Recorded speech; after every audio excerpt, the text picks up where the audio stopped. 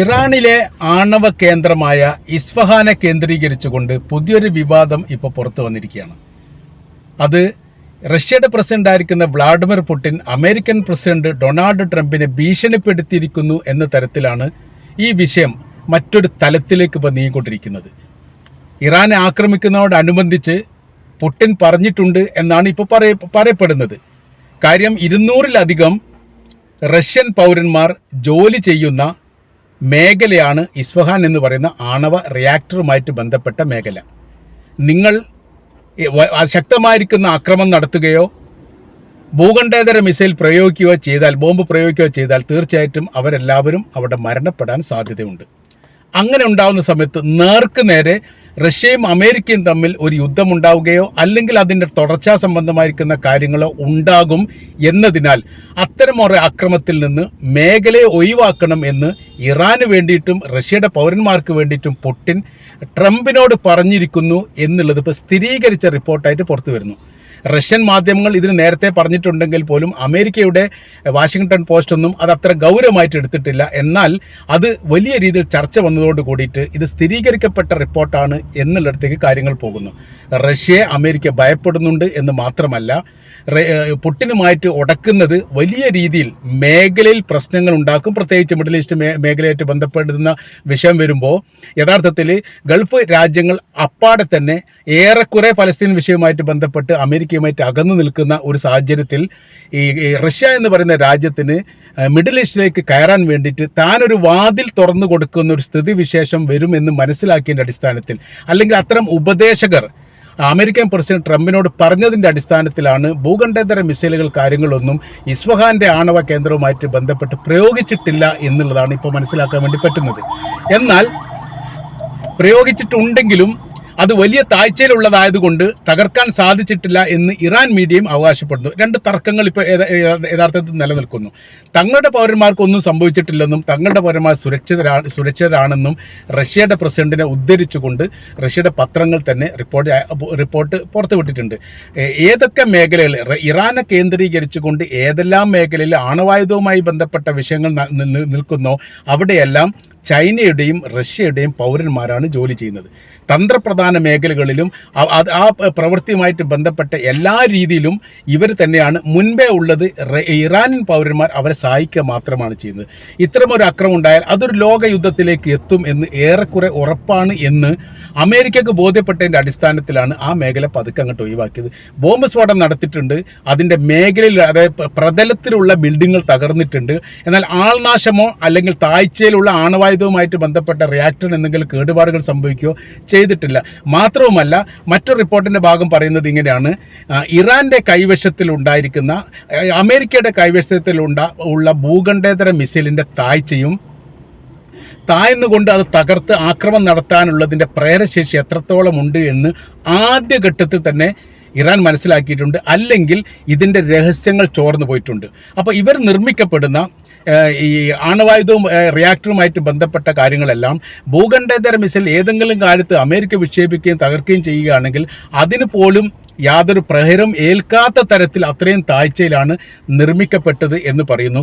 മറ്റൊരു തരത്തിൽ കടലിൻ്റെ അടിഭാഗത്തും ഇവർ ഇത്രയും സൗകര്യങ്ങളൊക്കെ ഉണ്ടാക്കിയിട്ട് അതിനെ സൂക്ഷിക്കാനുള്ള സംവിധാനങ്ങൾ ഒരുക്കിയിരിക്കുന്നു ഇറാൻ എന്ന് കൂടി റഷ്യയിൽ നിന്നുള്ള റിപ്പോർട്ടും പുറത്തു വരുന്നു.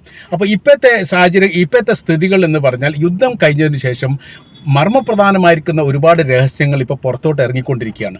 അപ്പോൾ ഇതുവരെ കേൾക്കുകയും അറിയുകയും ചെയ്യാത്തതാണ്. ഇപ്പോൾ ഈ ഇസ്രായേലിൽ വന്നിരിക്കുന്ന നാശനഷ്ടത്തെക്കുറിച്ച് ഇപ്പോഴത്തെ ഘട്ടത്തിൽ യുദ്ധം അവസാനിച്ച് 25-ാം തീയതി യുദ്ധം അവസാനിച്ചതിന് ശേഷം ഏകദേശം ഒരു 4 ദിവസം കഴിഞ്ഞതോടു കൂടിയാണ് വലിയ ആഘാതങ്ങളും വലിയ നാശങ്ങളും വലിയ നഷ്ടങ്ങളും ഈ ഇസ്രായേലിൻ്റെ അകത്ത് ഉണ്ടായിട്ടുണ്ട് എന്ന് ഇസ്രായേൽ സ്ഥിരീകരിക്കപ്പെടാതെ തന്നെ രഹസ്യമായിരിക്കുന്ന വിവരങ്ങൾ പുറത്തു വന്നത്. അത് നിഷേധിക്കാൻ വേണ്ടിയിട്ട് ഇപ്പോഴും ഇസ്രായേലിന് സാധിച്ചിട്ടില്ല. ഇസ്രായേൽ പത്രങ്ങളും സാധിച്ചിട്ടില്ല. ഇസ്രായേലിൻ്റെ പത്രങ്ങൾ കുറച്ചൊക്കെ എഴുതിയിട്ടുണ്ട്. എന്നാൽ ഇസ്രായേലിൻ്റെ സർക്കാരിൻ്റെ വലിയ ശക്തമായിരിക്കുന്ന ഇടപെടൽ കാരണം അവർ ആ പരിപാടി നിർത്തിവെച്ചതാണ്. പിന്നീട് അങ്ങോട്ട് ആ റിപ്പോർട്ടുമായിട്ട് ബന്ധപ്പെട്ട കാര്യങ്ങളൊന്നും പറഞ്ഞിട്ടില്ല. ഇപ്പോൾ ഈ യുദ്ധത്തിൽ ആർക്കൊക്കെ പങ്കാളിത്തമുണ്ട് വെച്ചാൽ ഇറാന് വലിയ രീതിയിൽ സഹായം നൽകിയിട്ടുണ്ട് ചൈനയും റഷ്യയും എന്നുള്ളത് ഇപ്പോൾ കൃത്യമാണ്.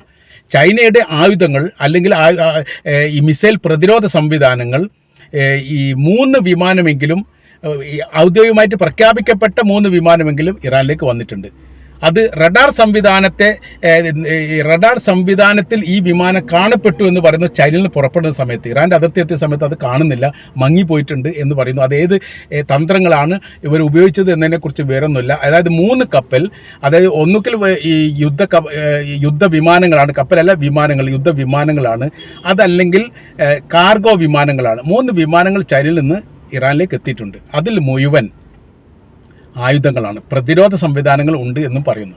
ഇപ്പോൾ ഈ രാജ്യങ്ങളും തമ്മിലുള്ള യുദ്ധവുമായി ബന്ധപ്പെട്ട വിഷയത്തിൽ ഇറാന് മുൻപ്, അതായത് ഉക്രൈൻ യുദ്ധവുമായിട്ട് ബന്ധപ്പെട്ട വലിയ രീതിയിലുള്ള മിസൈൽ കാര്യങ്ങളൊക്കെ റഷ്യക്ക് നൽകിയിരുന്നു. ആ റഷ്യക്ക് നൽകിയതോടനുബന്ധിച്ച് അതിനൊരു പരാതി പറഞ്ഞു Ukraine president Vladimir Zelensky America president ആയിരിക്കുന്ന ബൈഡനോട്. പറഞ്ഞ കാര്യം, ഞങ്ങളുടെ സൈനികർക്കും ഞങ്ങളുടെ ആയുധങ്ങൾക്കും എതിരെ റഷ്യ പ്രയോഗിക്കുന്ന ആയുധങ്ങളിൽ മിക്കവതും ഇറാൻ്റെ നിർമ്മിതമാണ്. അത് ഇറാൻ്റെ നിർമ്മിതം എന്ന് പറയുന്ന സമയത്ത് അവർ ആ മിസൈലിൻ്റെ ശക്തിയോ അതല്ലെങ്കിൽ അതിൽ ഉപയോഗിച്ച ഈ തന്ത്രങ്ങളോ മറ്റുള്ള കാര്യങ്ങളോ ഊഹിച്ചുകൊണ്ടോ അതല്ലെങ്കിൽ അതിൽ എഴുതിയിരിക്കുന്ന രേഖപ്രകാരം മറ്റോ ആയിരിക്കും. പിന്നീട് 1 വർഷം കഴിഞ്ഞതിന് ശേഷം പിന്നീട് ഇറാൻ റഷ്യക്ക് നൽകുന്ന ഈ പ്രതിരോധ സംവിധാനത്തിനും മിസൈൽ പോലെയുള്ള സംവിധാനത്തിനും ഒന്നും എന്തില്ല, പേരേ ഇല്ല. അത് ഏത് രാജ്യം നിർമ്മിച്ചു എന്ന് മനസ്സിലാകാത്ത രീതിയിലുള്ള നിർമ്മിതിയാണ് പിന്നീട് ഇറാൻ നടത്തിയത്. ഇതൊക്കെ യുദ്ധത്തിൻ്റെ തന്ത്രമായിട്ട് കണക്കാക്കുന്നതാണ്. ഇതിന് സമാനമായ രീതിയിലാണ് ഇസ്രായേലിൻ്റെ വിമാനങ്ങൾ വെടിവെച്ചിട്ട് 4ഓളം വിമാനങ്ങൾ F-35 പോലെയുള്ള വിമാനങ്ങൾ വെടിവെച്ചിട്ടു എന്നും ആദ്യഘട്ടത്തിൽ 4 വൈമാനികരെ പിടിക്കപ്പെട്ടിരുന്നുള്ള റിപ്പോർട്ടൊക്കെ വന്നിരുന്നു. 4 പൈലറ്റുമാർ ഇപ്പോഴും ഇറാൻ്റെ കൈവശത്തിൽ ഉണ്ടെന്നാണ് പറയപ്പെടുന്നത്. ഔദ്യോഗികമായിരിക്കുന്ന പ്രഖ്യാപനം ഇറാൻ നടത്തിയിട്ടില്ല, അതേപോലെ തന്നെ ഇസ്രായേൽ നടത്തിയിട്ടില്ല, തങ്ങൾക്ക് ഇവരെ നഷ്ടപ്പെട്ടിട്ടുണ്ട് എന്നുള്ളത്. എന്നാൽ ഇറാൻ്റെ അടുത്ത് ഉണ്ട് എന്നുള്ളത് ആദ്യം അവർ സ്ഥിരീകരിച്ചിട്ടുണ്ട്, ആദ്യത്തെ റിപ്പോർട്ടിൽ അത് പറയുകയും ചെയ്തിട്ടുണ്ട്. അപ്പോൾ ആ സമയത്തെല്ലാം ഇസ്രായേലിൻ്റെ വിമാനത്തെ അല്ലെങ്കിൽ ഇസ്രായേൽ ആക്രമിക്കാൻ വരുന്ന യുദ്ധവിമാനങ്ങളെ തകർക്കാൻ വേണ്ടി ഇറാൻ ഉപയോഗിച്ച പ്രതിരോധ സംവിധാനങ്ങൾ റഷ്യൻ നിർമ്മിതമോ അതല്ലെങ്കിൽ ചൈനയുടെ നിർമ്മിതമോ ആണ്. ആ നിർമ്മിതമാണ് ഉള്ളത് മനസ്സിലാകാനുള്ള യാതൊരു സംവിധാനങ്ങളും ഇല്ല. കാര്യം എന്ന് പറയുന്നത്, ആക്രമണം നടന്നത് ഇറാൻ്റെ ഭൂമിയിലാണ്. അതുകൊണ്ട് തന്നെ അതിൻ്റെ കഷ്ണങ്ങളോ ഭാഗങ്ങളോ എടുത്തുകൊണ്ട് ഏതെങ്കിലും തലത്തിൽ ലാബ് പരിശോധന കാര്യങ്ങൾ നടത്താൻ വേണ്ടിയിട്ട് ഇസ്രായേലിന് സാധിച്ചിട്ടില്ല. അവർക്ക് വലിയ പ്രയാസം ആ കാര്യത്തിലുണ്ട്. ഇസ്രായേലിൻ്റെ അകത്ത് നടത്തിയിരിക്കുന്ന ആക്രമണങ്ങൾ, അത് ഇറാൻ നടത്തിയത്, അത് പൂർണ്ണമായ രീതിയിലും ഇറാൻ്റെ നിർമ്മിതമാണ് എന്ന് ഇറാൻ പറഞ്ഞിട്ടുണ്ട്. അത് തന്നെ ഇസ്രായേൽ ശരിവെക്കുകയും ചെയ്തിട്ടുണ്ട്. അവരുടെ പ്രകടനശേഷിയുടെ ശക്തി ഇത്രത്തോളം ഉണ്ട് എന്ന് മനസ്സിലായത് ഇപ്പോഴാണ്. പക്ഷെ അവർ ഉപയോഗിച്ച ആയുധങ്ങളെല്ലാം, അതായത് മിസൈലിൻ്റെ കഷ്ണങ്ങളും ഡ്രോണിൻ്റെ കഷ്ണങ്ങളും അവരുപയോഗിച്ച പരമാവധി വസ്തുക്കളെല്ലാം ശേഖരിച്ചുകൊണ്ട് ലാബിൽ വെച്ച് വലിയ രീതിയിൽ പരിശോധന നടത്തി ഇതിനെ നിർമ്മിതമായിരിക്കുന്ന മറ്റ് കാര്യങ്ങളൊക്കെ പരിശോധിച്ചു. അതായത് ഏതെല്ലാം രാജ്യത്തിൽ ഈ മിസൈൽ കാര്യങ്ങളുണ്ട്, ആ മിസൈൽ കാര്യങ്ങളുമായിട്ട് ഇറാൻ ആക്രമിക്കാൻ ഉപയോഗിക്കപ്പെട്ട മിസൈൽ എന്തെങ്കിലും സാമ്യതകളുണ്ടോ, എന്തെങ്കിലും ബന്ധങ്ങളുണ്ടോ എന്നുള്ളതാണ് അവർ പരിശോധിച്ചത്. ആ പരിശോധനയുടെ അടിസ്ഥാനത്തിൽ അവർക്ക് കൃത്യമായി മനസ്സിലാക്കുന്ന കാര്യം, നിർമ്മിതമെല്ലാം ഇറാൻ്റെ തന്ത്രമാണ്, ഇറാൻ്റെ ബുദ്ധിയാണ്, അവർ നിർമ്മിച്ച് അവർ ആക്രമിക്കാൻ വേണ്ടി ഉപയോഗിച്ചതാണ് എന്നുള്ളത് ഇസ്രായേൽ സ്ഥിരീകരിച്ചു. അതുകൊണ്ട് ആ വിഷയവുമായിട്ട് ബന്ധപ്പെട്ട കാര്യങ്ങളൊന്നും ഇപ്പോൾ പുറത്ത് വന്നിട്ടില്ല. പുറത്ത് വന്ന കാര്യം എന്ന് പറഞ്ഞാൽ, ഇസ്രായേലിനെ പ്രതിരോധിക്കാൻ വേണ്ടി ഇറാൻ്റെ ഭൂമികയിൽ ഉപയോഗിച്ചിരിക്കുന്ന ആയുധങ്ങൾ റഷ്യയുടേതാണ് അല്ലെങ്കിൽ ചൈനയുടേതാണ് എന്ന തരത്തിലാണ്. അപ്പോൾ നമ്മൾ പറഞ്ഞു വരുന്ന കാര്യം, ഈ ഇറാൻ്റെ അകത്തുള്ള ഏതൊരു ആണവായുധ റിയാക്ടറുമായിട്ട് ബന്ധപ്പെട്ട ജോലികളും മുൻപ് തന്നെ റഷ്യയുമായിട്ടുള്ള കരാർ അടിസ്ഥാനത്തിൽ ഉണ്ടാക്കുന്നതാണ്. റഷ്യയുടെ അകത്ത് ഇറാന് ആണവ ഫാക്ടറി ഉണ്ട് എന്ന് ഇതിന് മുൻപ് നമ്മൾ റിപ്പോർട്ട് ചെയ്തതാണ്. അത് വലിയ രീതിയിൽ വിവാദമായ കാര്യമാണ്. അപ്പോൾ ഇവർ തമ്മിൽ വലിയ രീതിയിൽ സൗഹൃദ ബന്ധമാണ്. അപ്പോൾ ഈ റഷ്യക്കകത്ത് ഇറാൻ മിസൈലുകൾ നിർമ്മിക്കുന്നു, മിസൈൽ ഫാക്ടറികൾ നിർമ്മിക്കുന്നു, എന്നിട്ട് നിർമ്മിച്ചുകൊണ്ട് അത് സർക്കാരിന് നൽകുന്നു. അത് ഒരു കരാർ അടിസ്ഥാനത്തിൽ ചെയ്യുന്നതാണ്.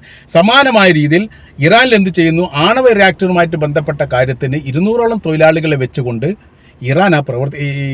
റഷ്യ പ്രവൃത്തി ചെയ്യുന്നു. അപ്പോൾ ഈ മേഖല കേന്ദ്രീകരിച്ചുകൊണ്ട് ആക്രമണം ഉണ്ടാകുമ്പോൾ വലിയ മരണങ്ങളും വലിയ നാശങ്ങളും ആർക്കുണ്ടാവും? റഷ്യക്കുണ്ടാവും. റഷ്യയെ സംബന്ധിച്ചിടത്തോളം റഷ്യക്കത് സഹിക്കുന്നതിനപ്പുറമാണ്.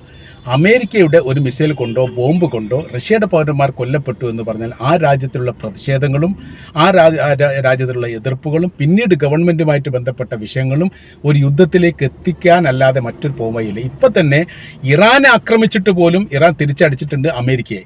അങ്ങനെ വരുന്ന സമയത്ത് റഷ്യ ആക്രമിക്കുന്ന സമയത്ത് റഷ്യക്ക് അത് മിണ്ടാതിരിക്കാൻ വേണ്ടി പറ്റില്ല. അത് മാരകമായിരിക്കുന്ന ഒരു യുദ്ധത്തിലെത്തും എന്ന് പുടിൻ ട്രംപിന് മുന്നറിയിപ്പ് നൽകി. ഇത് കൃത്യമായ രീതിയിൽ പഠിക്കുകയും മനസ്സിലാക്കുകയും ചെയ്തതിൻ്റെ അടിസ്ഥാനത്തിൽ റഷ്യയുടെ പൗരന്മാരോട് അല്ലെങ്കിൽ റഷ്യയുടെ തൊഴിലാളികളോട് ആ മേഖലയിൽ നിന്ന് ഒഴിഞ്ഞു മാറാൻ വേണ്ടിയിട്ട് ട്രംപ് പറഞ്ഞു. ട്രംപിൻ്റെ ഭാഗത്തുള്ള നിർദ്ദേശമാണ്, അവരുടെ ഗവൺമെൻറ് പ്രതിനിധിയാണ് ഈ കാര്യങ്ങൾ പറഞ്ഞത്, അവരെ ഒഴിവാക്കണമെന്ന്. പുടിൻ അത് മറുപടി പറഞ്ഞു, അവർ തൊഴിൽ മേഖലയ്ക്ക് വേണ്ടി വന്നവരാണ്, അവർ ഒഴിവാക്കുന്നതിനെക്കുറിച്ച് ആലോചിക്കുക പോലുമില്ല. നിങ്ങൾ എന്ത് ചെയ്യണം? അക്രമം അവസാനിപ്പിക്കണം. ഈ മേഖല കേന്ദ്രീകരിച്ചുകൊണ്ട് റഷ്യയിലെ പൗരന്മാർക്ക് എന്തെങ്കിലും കാര്യങ്ങൾ സംഭവിച്ചു കഴിഞ്ഞാൽ കൃത്യമായിരിക്കുന്നതിന് മറുപടി നിങ്ങൾ പറയേണ്ടി വരുമെന്ന് പുടിൻ ട്രംപിനോട് പറഞ്ഞതോടുകൂടിയാണ് ഈ മേഖലയിലുള്ള ശക്തമായിരിക്കുന്ന ആക്രമണത്തിൽ നിന്ന് അമേരിക്ക പിന്മാറിയത് എന്ന റിപ്പോർട്ടും ഇതിനോടനുബന്ധിച്ച് പുറത്തു വന്നിരിക്കുന്ന ഏറ്റവും പ്രധാനമായിരിക്കുന്ന വിവരമായിട്ട് നമ്മൾക്ക് മനസ്സിലാക്കാൻ വേണ്ടിയിട്ട് സാധിക്കുന്നതാണ്.